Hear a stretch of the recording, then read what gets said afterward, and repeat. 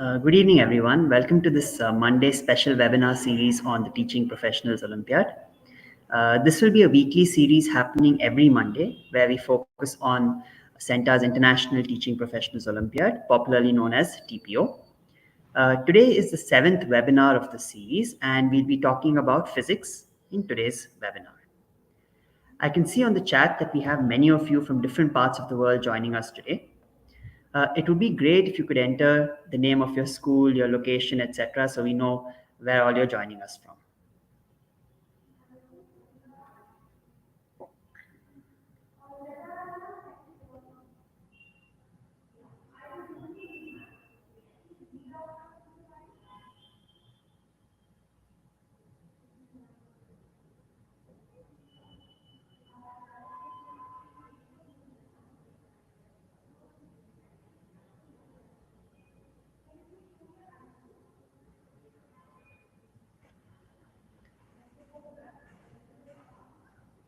You can see we have teachers from Andhra Pradesh joining us.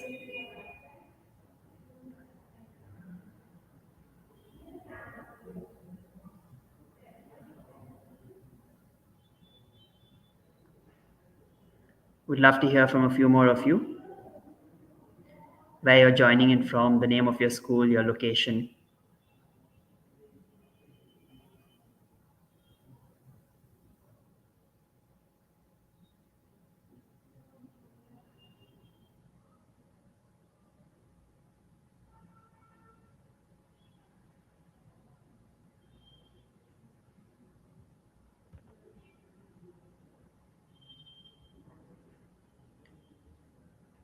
Give about a minute more. If you've just joined us in, would love to hear your name, your location, where you're logging in from today, which is your school that you work with.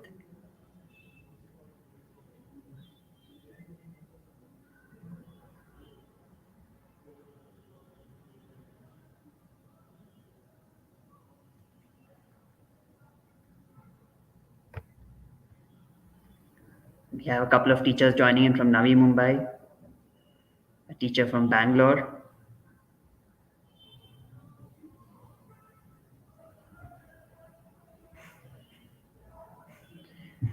All right. So great to see so many people joining us in today, and we're excited to have you all be a part of this webinar. So let's get started.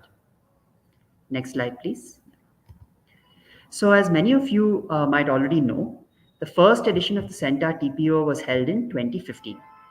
And we are proud to be hosting the 8th edition of it this year. This is the 8th year of CENTA's existence.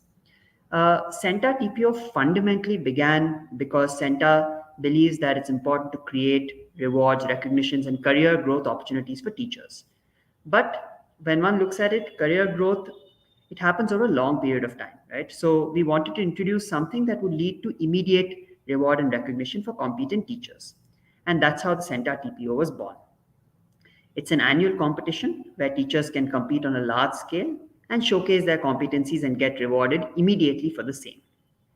And over the years, we have been extremely fortunate to have been partnered with people like Reliance Foundation, Educational World, and others support us, and to provide rewards and recognitions for the winning teachers. So broadly, in today's webinar, we'll cover the following key points. We'll look at an overview of the CENTA TPO. Then we'll go into the details of the prelims, the format, the marking scheme, competencies covered, etc. The meat of the session will be, we will look at unpacking CENTA TPO physics tracks. We'll take some sample questions from past TPOs. And finally, we'll close with how to prepare for the CENTA International TPO 2022. So since 2015, more than 20,000 candidates have actually participated in Teaching Professionals Olympiad. And now in 2022, we are actually fully online and international, right? So in 2015, we were in just 77 cities. In 2019, we were in 75 cities and 2 different countries. And now we moved to a model where we are fully online and international too. Let's take a flashback. In 2015, we just had 9 subject tracks, right? And in 2022, we have now moved on to having 34 subject tracks. And this year, we've added a number of new tracks, such as an exclusive EVS track for primary grades, Hindi language tracks, co-curricular tracks, and many more. Okay. Yeah. So in physics, we have two tracks broadly. One is the secondary physics track, which focuses mainly on grades 9 and 10. And then we have a senior secondary school physics track, which focuses on grades 11 and 12. From 2015 to 2020, when CENTA was just getting started and growing, the TPO had only multiple choice questions. But then, as an organization, we realized that for a teacher Olympiad test to be even more holistic, we need to test beyond the MCQs. And that's why we introduced a video component to the TPO as well from 2021. So now there's both multiple choice questions and a video component to the Olympiad.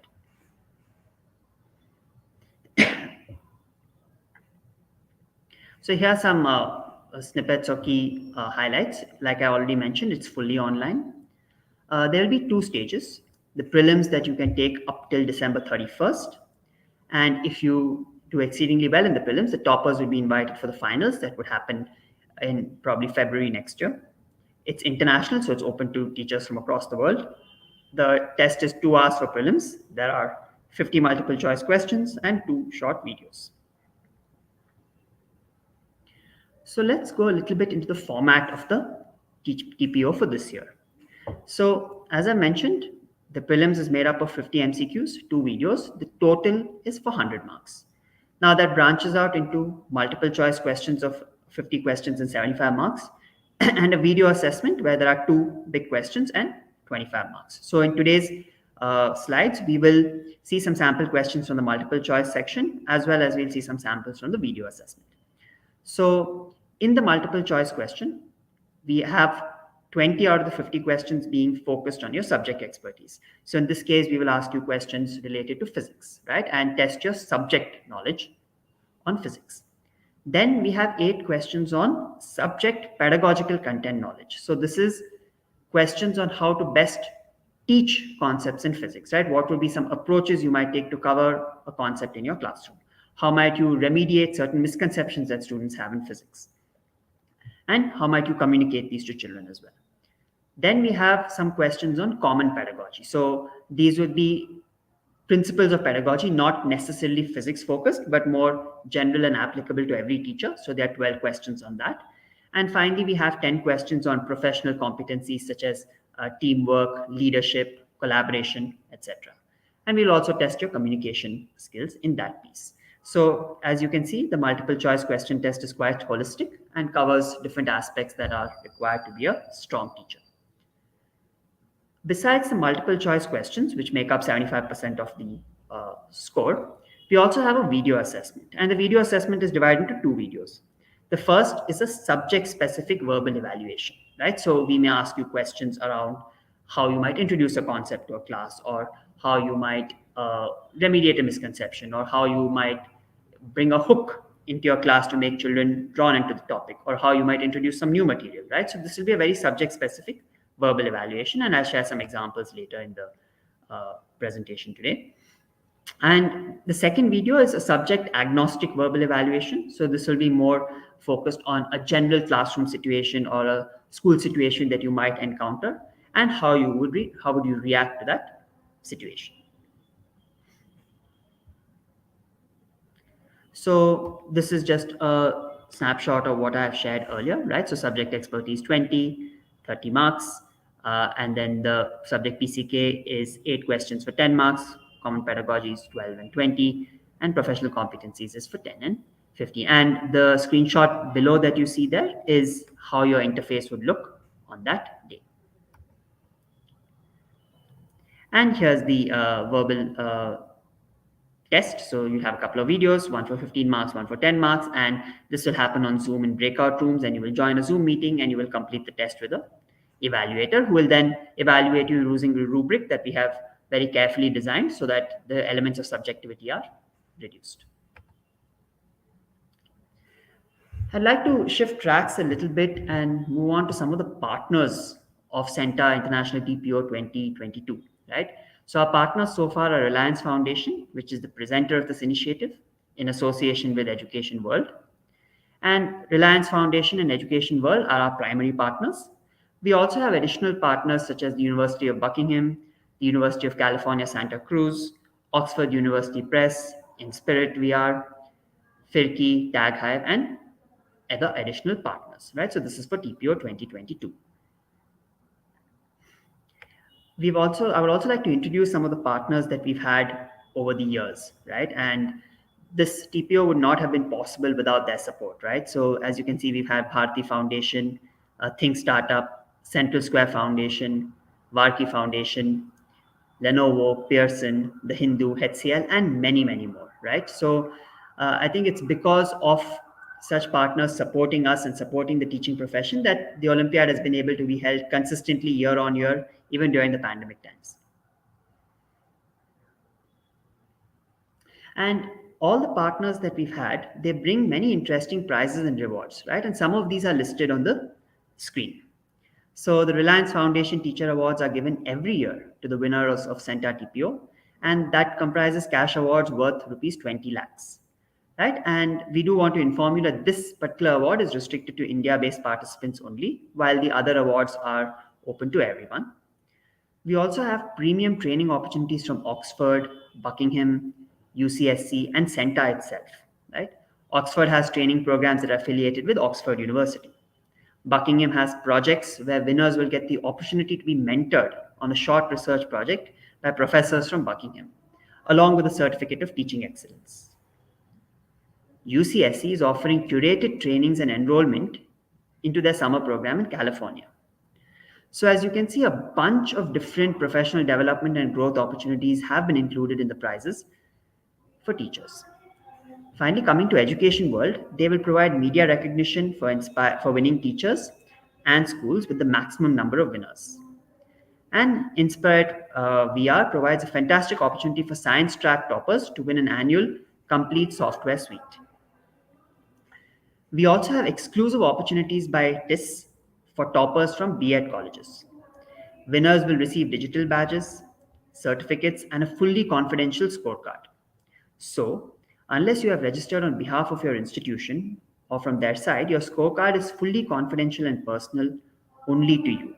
And it's entirely up to you to decide if you want to share it with someone else and talk about your performance to others.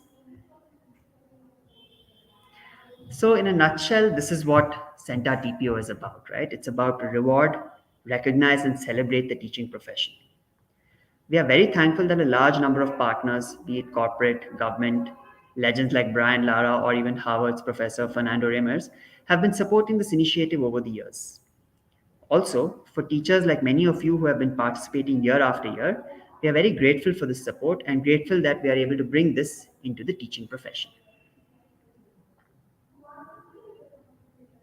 So now let's look at some of the sample questions that we have. And before we start, I'll be walking you all through 5 questions today.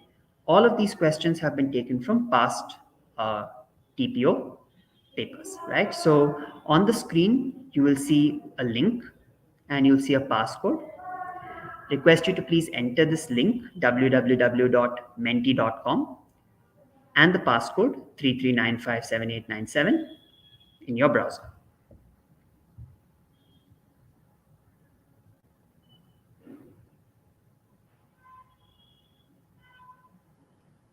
You should see a question displayed when you do that.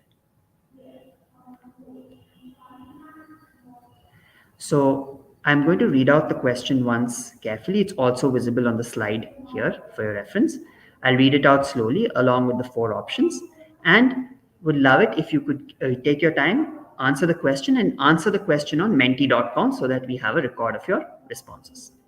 So the question is, 2 girls weighing 25 kg and 35 kg are standing on 2 identical skateboards, touching each other's palms and facing each other.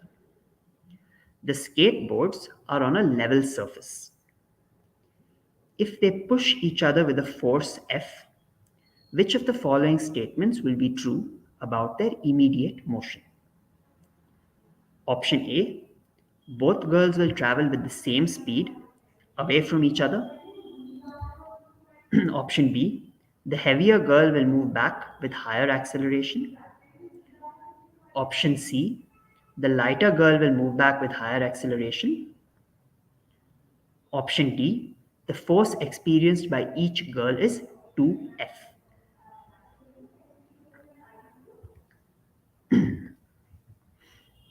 So, since we have a number of you joining us today, we'll wait and try to receive at least 20 to 25 responses before we go deeper into the question. So far, we have received 6 responses.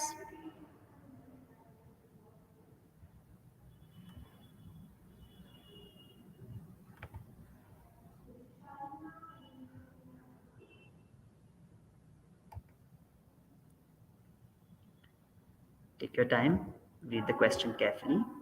The full question is visible on your board again.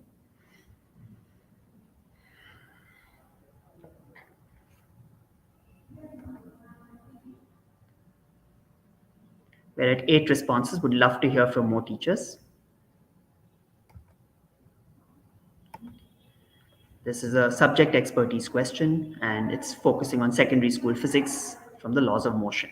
Right? So one of the fundamental topics that we cover with our students.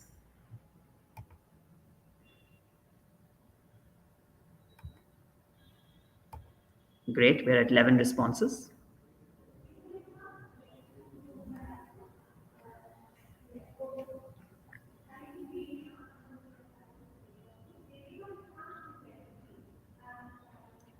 Please answer on Mentimeter itself. Not on the chat. You could answer on the chat, but it would be great if you could answer on Mentimeter so that we can record your responses.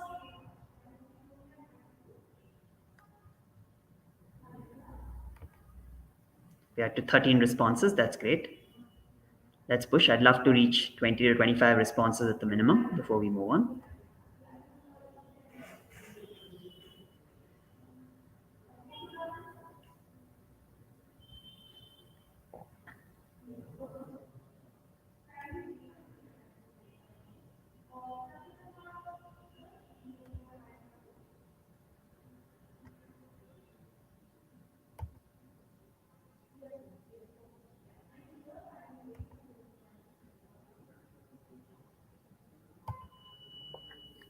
Great, we're up to 15 responses. And right now it's a close call between B and C from what I'm seeing. Let's hear from a few more people. We're at 16 responses now.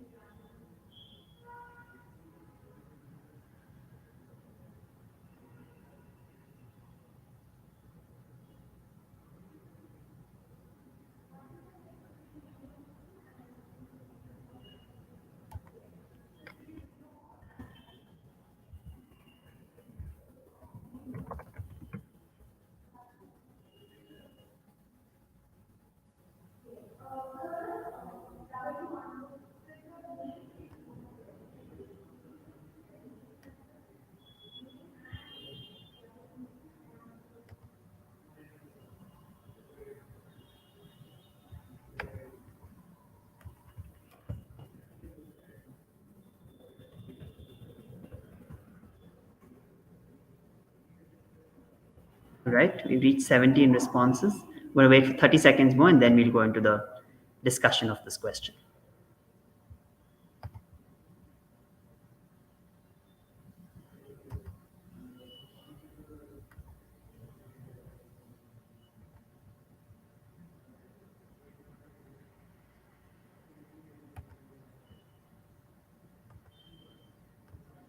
Last 10 seconds. We're at 19 responses. That's great. If we could reach 20, that would be awesome.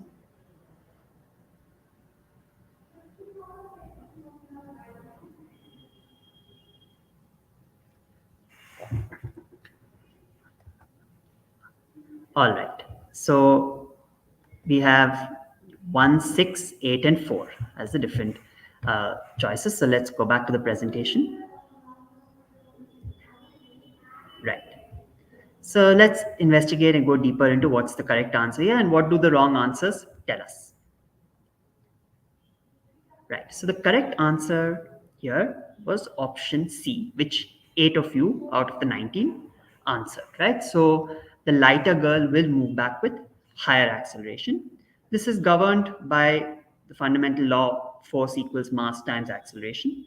Since the force experienced by each girl is the same, the girl with the lighter mass or the girl with the lesser mass will move back with a higher acceleration to keep F the same. So option C is the correct answer. So great job to the 8 teachers who got that.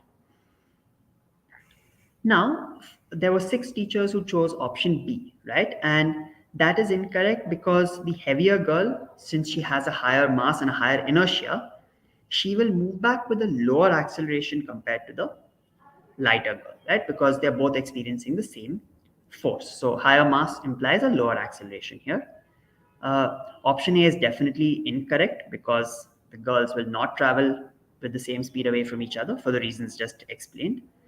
And finally, the force experienced by each girl is actually F and not 2F, right? So each of them experience a force in opposing directions, but that force is F, right? So this is a very, as you can see, a conceptual item, right? And that's a hallmark of CENTA TPO papers. We are not often concerned with doing heavy calculations or trying to test the teacher's speed, right? It's more conceptual and trying to go into the essence of the subject, right? And this is a laws of motion is something that we learn and teach our students very early, right? And it forms the foundation of classical mechanics and everything that they understand in the future, even if they take up physics in 11th and 12th.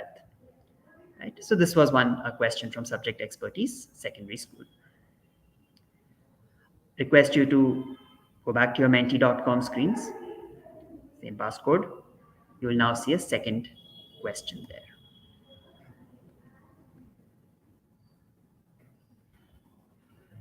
I'm going to read the question again. This is on the slide as you can see. I'll again read it slowly. This is a subject expertise question, again from secondary school physics, and here the topic is on buoyancy. So the question is, two objects, A and B, have the same volume. The density of A is greater than the density of B. Both objects are fully immersed in water. Which of the following will be true? Option A, buoyancy force on A is greater. Option B, buoyancy force on B is greater. Option C, buoyancy forces on A and B are equal.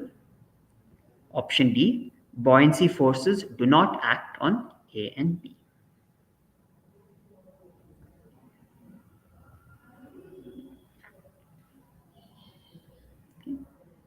Like last time, would love to get at least 20 responses in.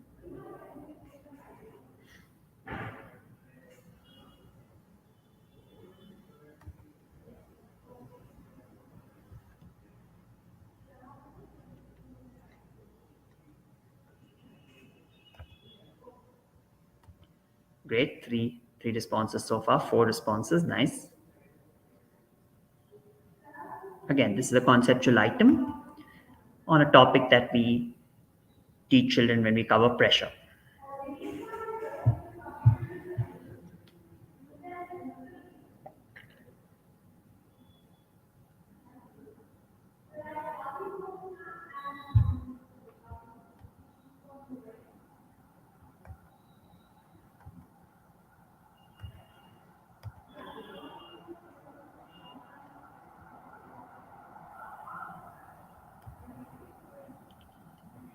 Loving the participation. We are close to 10 responses already. That's great.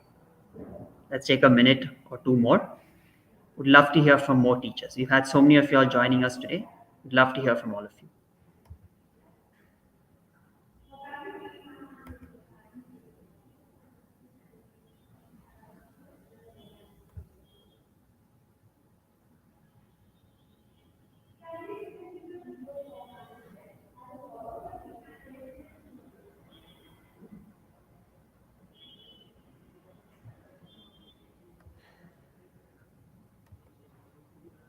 Nine responses still. Love to hear from more teachers. Questions on your screen.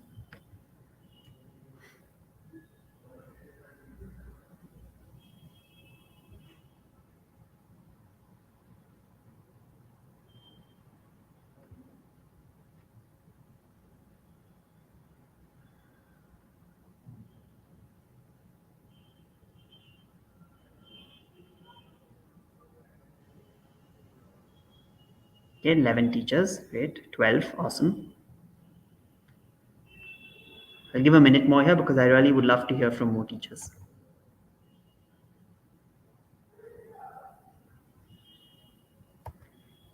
Encourage you all to please answer on Menti. If you put it on the chat, that's also fine, but I would really recommend that you answer it on Menti so that we can record your responses.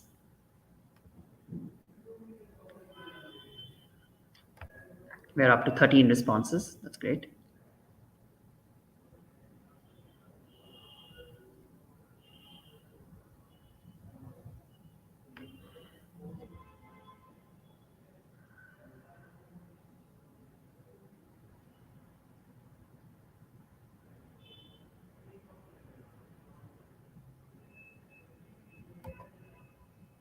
Fourteen responses. Okay.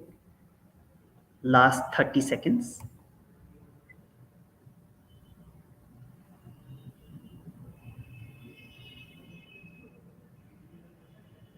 Be great if all the teachers are on the call could answer the question.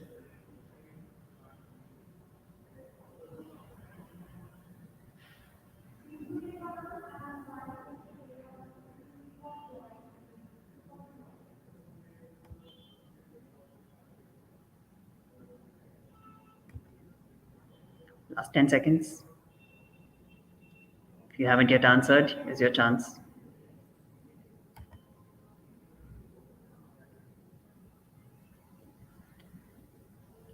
All right.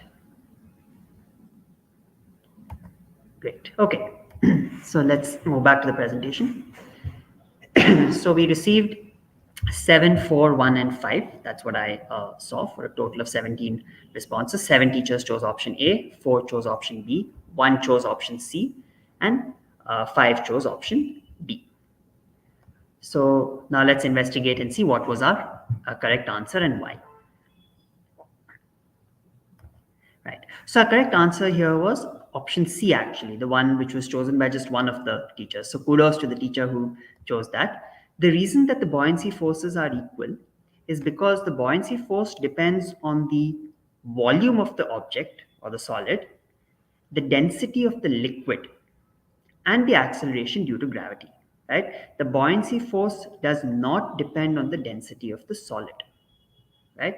So it's likely that many of the teachers who have chosen option A, which was chosen by the majority here, felt that the buoyancy force depends on the density of the liquid.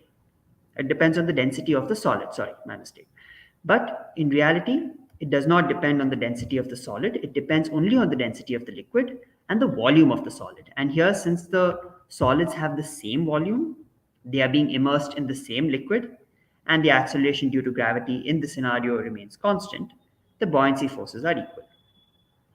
Right? Teachers who chose option B might have a misconception or thought that the buoyancy force is inversely proportional to the density. So the lower the density of the solid, higher would be the buoyancy force. This could be one possible misconception. And finally, teachers choosing option D believe that buoyancy forces are not acting on A and B. They might feel that this is the case because the object has been fully immersed in water, but that is not accurate. Buoyancy forces still act on the solids even when they're fully immersed, right? So again, just like item 1, conceptual in nature, no calculations as such, just focusing on the essence of buoyancy and what are the things that buoyancy force depends on.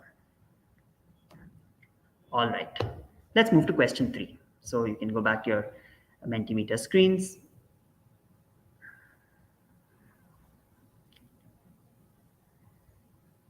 And again, I will read out the question to you all. So this, now we are moving on to subject pedagogical content knowledge, right? What we popularly at CENTA call PCK. And this is now from secondary school physics. And the topic here is sound. Okay. So I'll read out the question slowly to you, and you can also see it on your screen. Rajan says that we cannot hear echoes in small rooms because the short distance between the source and the walls don't allow the amplitude of sound to attain a large enough size that can be reflected and heard. Which of the following concepts must Rajan's teacher first remediate to address his most fundamental misconception? Option A, propagation of sound waves. Option B, persistence of hearing for humans. Option C, difference between amplitude and frequency. Option D, distance between obstacle and listener for the echo to be heard. Right? As you can see, we are starting to receive responses. The full question is also visible on your screen in case you missed any of the points that I was saying. Please register your answers on menti.com.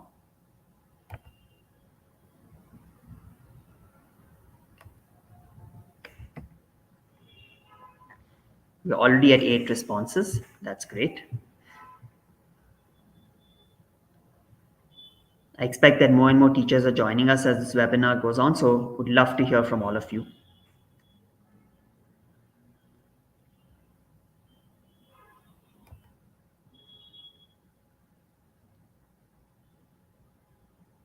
In the event that you have just joined, we've pasted the link and the code in the chat.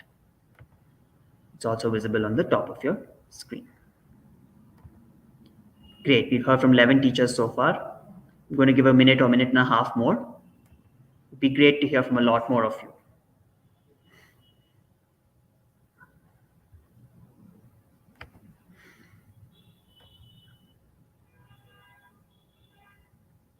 Do note that your responses are anonymous, right? We're not capturing who is responding here. So feel free to answer what you believe is the right answer.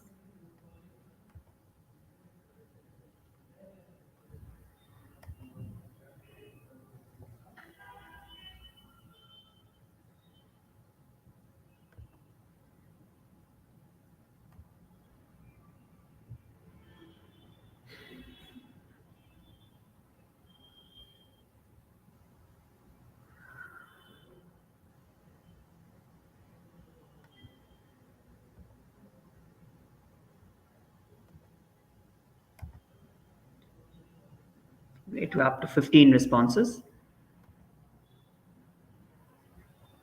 Give about half a minute more to receive some more responses. We're up to 16 now, that's great.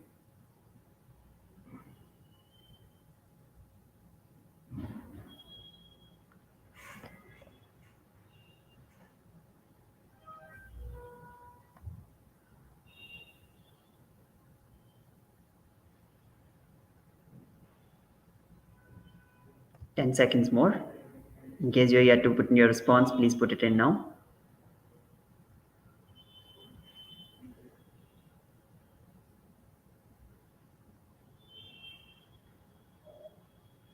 All right. Okay. So let's head back to the presentation. All right. So let's investigate to see what was our correct answer here. Our correct answer was option A, which was answered by 8 of the teachers. So majority of y'all who chose to answered it correctly. It's propagation of sound waves. The reason for this is that the student seems to think that amplitude increases as the waves are spreading out. And this is a misconception arising about how the picture of waves it is when it's spreading out, right? So the option A is the first thing that needs to be remediated. We have to clarify to the child, in this case Rajan, we have to clarify to him how sound waves are actually propagated, right? Because he seems to have an incorrect picture of it. Now, why is persistence of hearing for humans wrong? This is something that's needed at a much later stage when you're trying to get into the calculations related to hearing echoes, right? So we don't need to clarify persistence of hearing at this stage. It's a subsequent concept. Option C is incorrect. It's close, but it's incorrect because there could be an issue of a student referring to minimum frequency of vibration, but here the frequency is not what is important, right? And option A is what needs to be clarified first. It's not as much about the difference between amplitude and frequency here that's a problem. What's more problem is how the child is picturing the propagation of the waves, right? So that's why option C is incorrect. And finally, option D. This was chosen by quite a few teachers as well, about the distance between obstacle and listener for the echo to be heard. Now, this option is incorrect because Rajan seems to have understood that there's a minimum gap, right? He says we cannot hear echoes in small rooms because of the short distance between the source and the walls. So he already seems to have an idea that you need a minimum distance between the source and the walls for an echo to be heard. So that doesn't seem to be the thing that we need to clarify. Right? What we really need to clarify here is how the wave is getting propagated. And if we do that, then that would help Rajan proceed in this topic with a lot more confidence. Right? Great. So let's up the level a little bit. We'll move on to question number 4.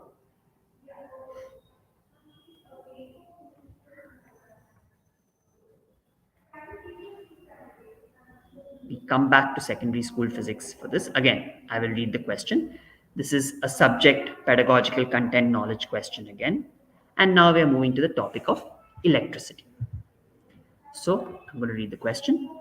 When Mr. Yakub asks his class to explain why a current carrying conductor produces heat, Harpreet says that it is due to friction between moving electrons and the atoms. What is the most fundamental misconception that may have led Harpreet to this idea? Option A, Harpreet is correct and doesn't have any misconception. Option B, a misconception regarding the kinetic theory of solids. Option C, a misconception regarding the movement of charged particles in a solid. Option D, a misconception that electricity increases friction. We are back to the Mentimeter screen.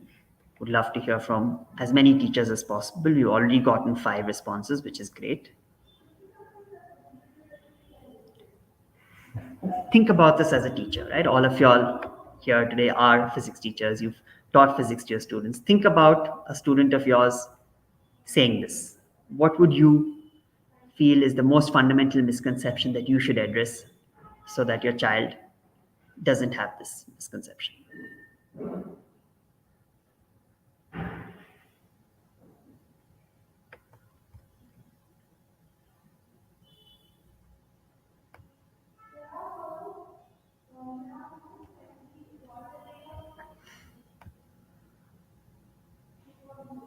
I'll give a minute more.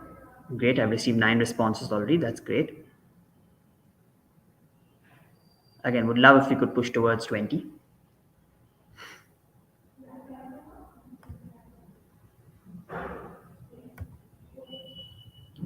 Please answer on menti.com.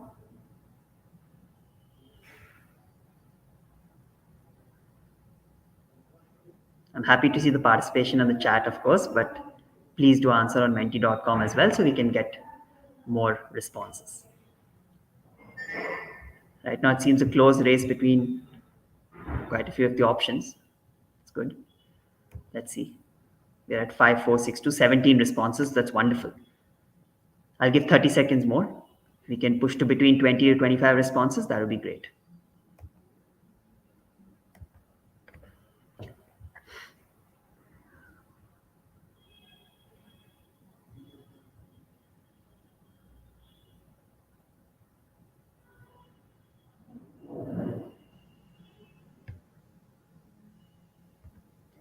Fifteen seconds more. Please enter your responses if you haven't yet done so.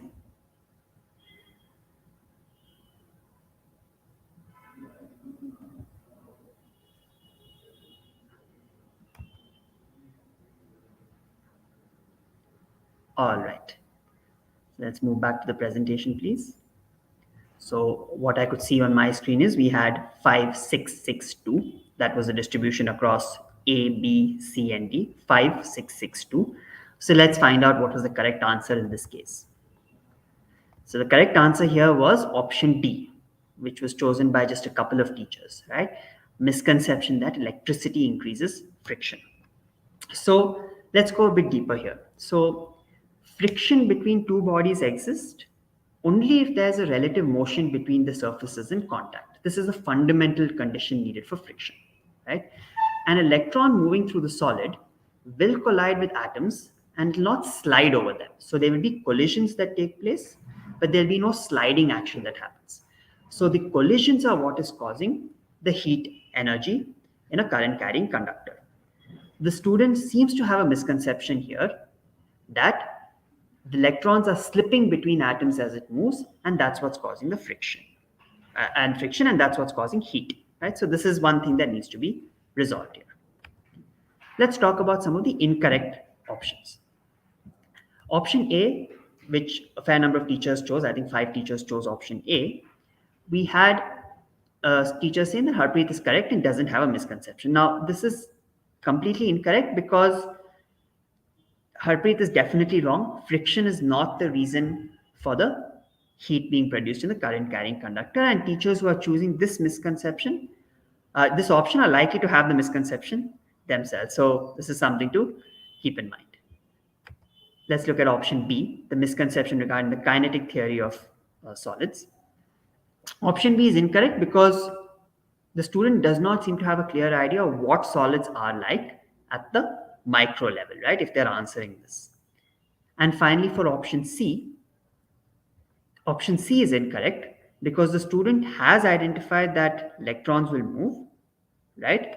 But isn't sure as to what is it that is causing the heat, right? So student seems to have a sense that, okay, some particles are moving in a solid, that's how current is being generated, but why the heat is being produced is not clarified through this. So this is why option C is also incorrect, right? So as you've seen a running theme here, we are focusing a lot on questions that go into the nuances of the topic, into the concepts. None of the questions that I've asked you are focusing on the numerical or the quantitative aspects at the moment, right? We are more interested in, as teachers, trying to address our students' understanding of the subject. All right. Let's move on to the last question for the day. Again, on menti.com, you'll find the question.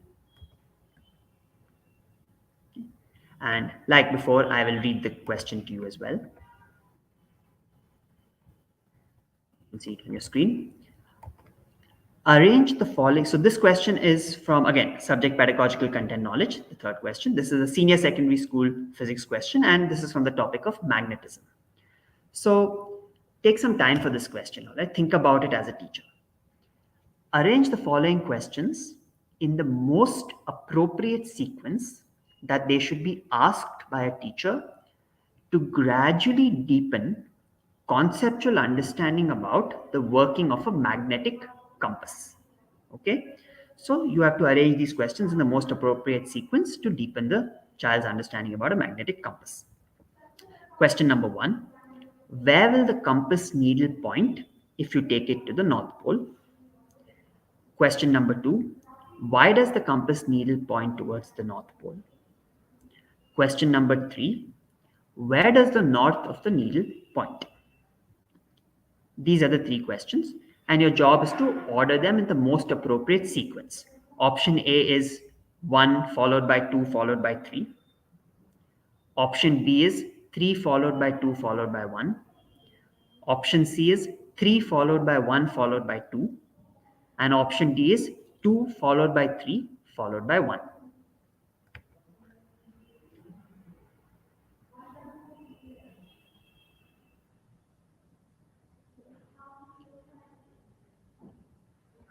You can see the question up on your screen on Mentimeter as well. Again, I would request you to please answer the question on Mentimeter and not on the chat box. Great to see we've already received 10 responses. That's awesome.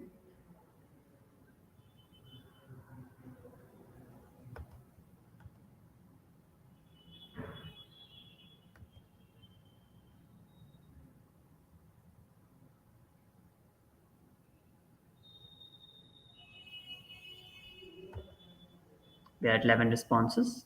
I'll give a minute more for sure here. Would love to hear from more teachers.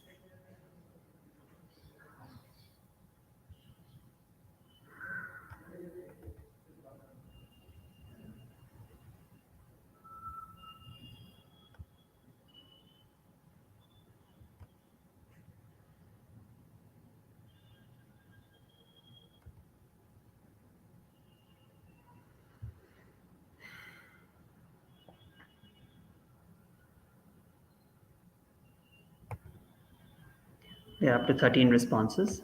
That's great. Let's hear more responses. Let's answer on menti.com, please, and not on the comments.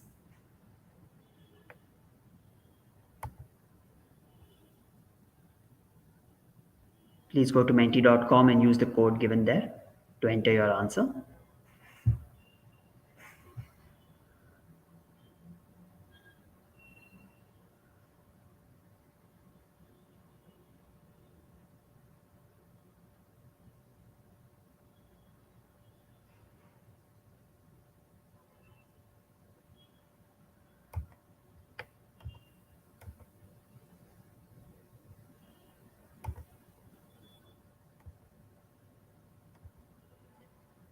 Okay, we are at 15. That's great. 30 seconds more.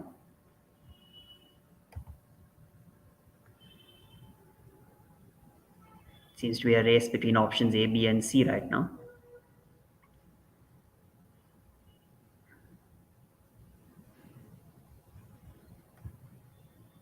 Twenty seconds more.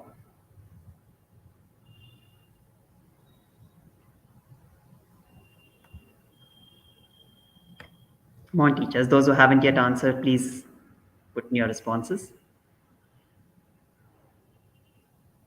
10 seconds.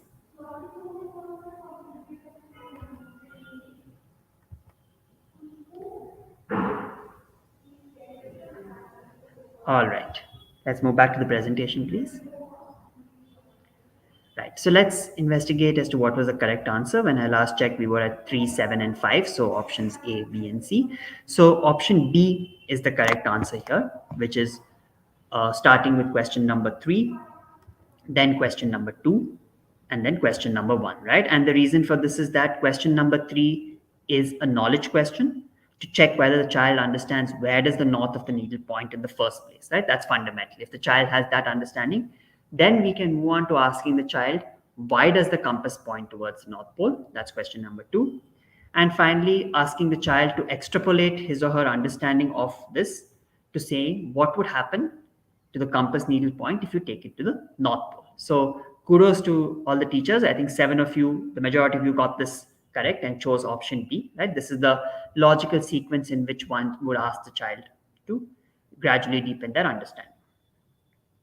And consequently, one can reason why options A, C, and D are wrong in this case because they don't follow the pedagogically appropriate sequence here. All right.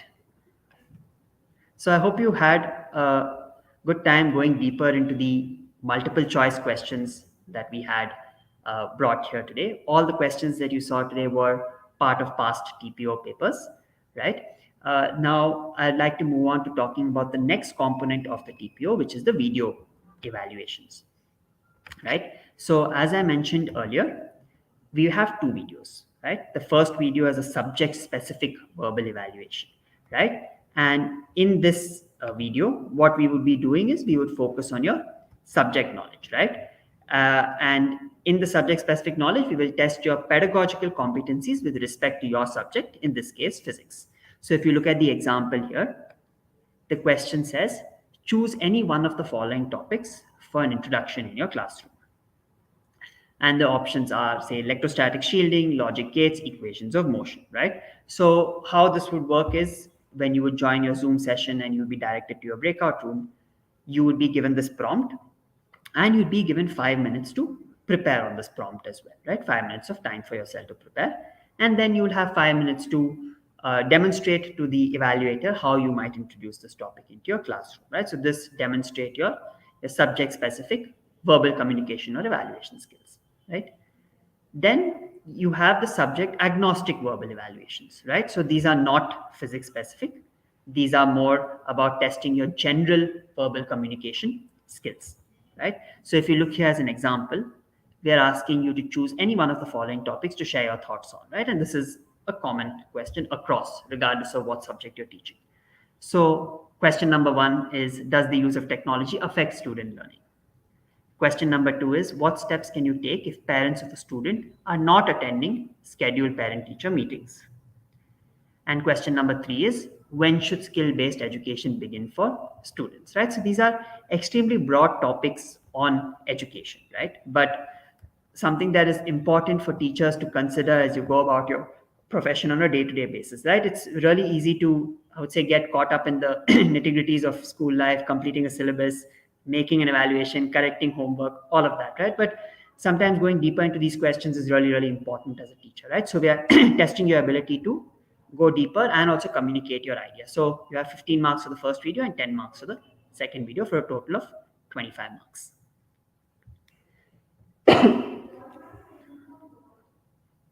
All right. So now that we've discussed the sample questions in TPO in detail, a very logical question that might be going on in many of your minds is, how do I prepare for the CENTA TPO, right?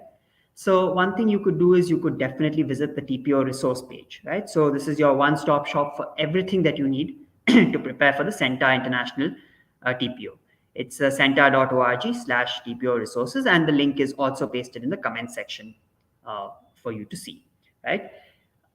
Here you will find the syllabus. You will find sample questions for different subjects, including the physics tracks. You will find details of upcoming live webinars, other free resources, and guides to prepare for TPO. Right. So I would recommend that each of you go explore this site. Right. Even if you don't want to register immediately, that's fine. If you want to register immediately, of course you should go and check this out, because it has all the relevant content that will give you a flavor and idea on how this is going to look.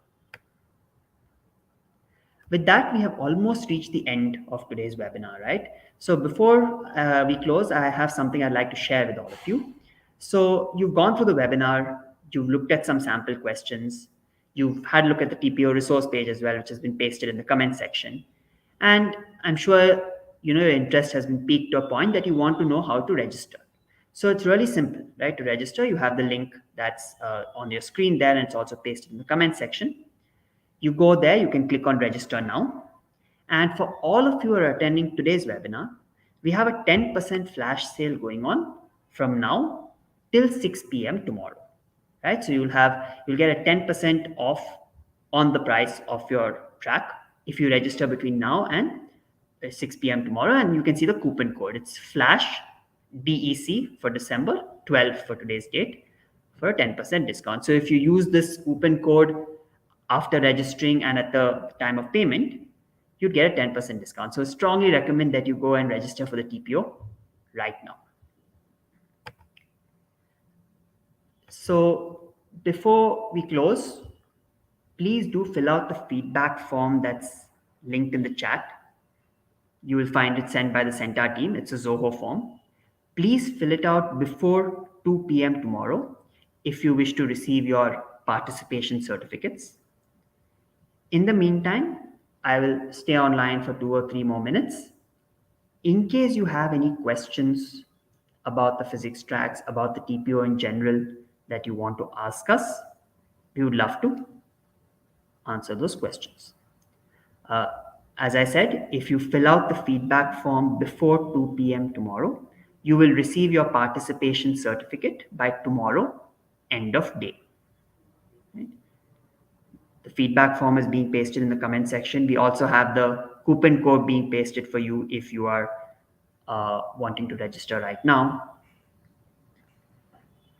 And I'll stay online if you have any further questions about the TPO, about physics tracks, anything that you want to ask me.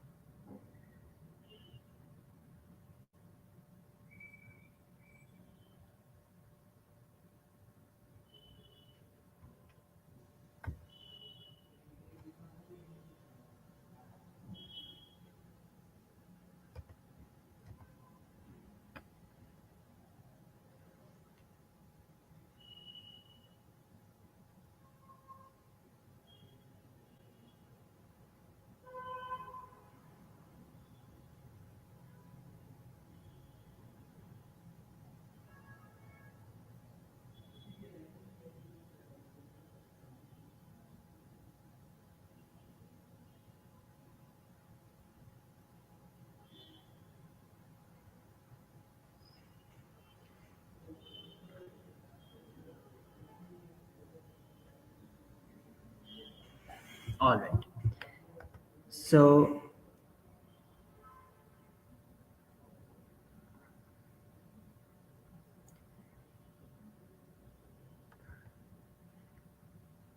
if there are no further questions, I could walk you all through the TPO resource page. Uh, could the screen of the TPO resource page be shared, please? In the meantime, if you have any further questions, please do ask.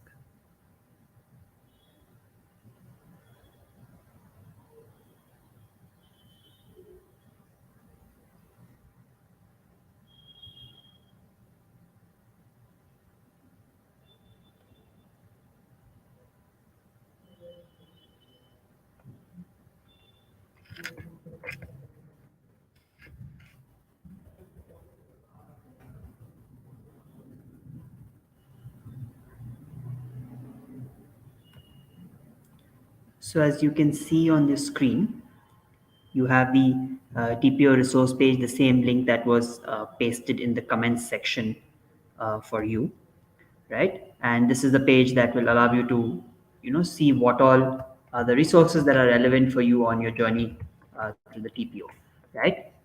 So you'll see upcoming webinars. So the next webinar is for chemistry. As you can see, you have a section on sample questions as well, right? For you to see, and it goes by primary school, middle school, secondary school, and so on, right? The syllabus has also been provided there for different tracks that we have, right? And then you also have a curious corner, right? Where if you're interested in going deeper into certain things and exploring, you could do that too, right? And then finally, you have some focused prep for CENTA TPO, where we are giving different things for you all to use. And at the end, there's a testimonial section of what CENTA TPO has meant to different teachers around the world who have taken it over the last 7 to 8 years. Right. So feel free to check this out, and you have the register link at the bottom there that will redirect you to the registration page. And if you use the coupon code that you saw on your screen, you get a 10% discount if you use it before 6 p.m. tomorrow. All right. So if there are no further questions, thank you all so much for joining the webinar today. It was a pleasure hosting all of you, and I hope you had a good time attending it. With this, we can end today's broadcast.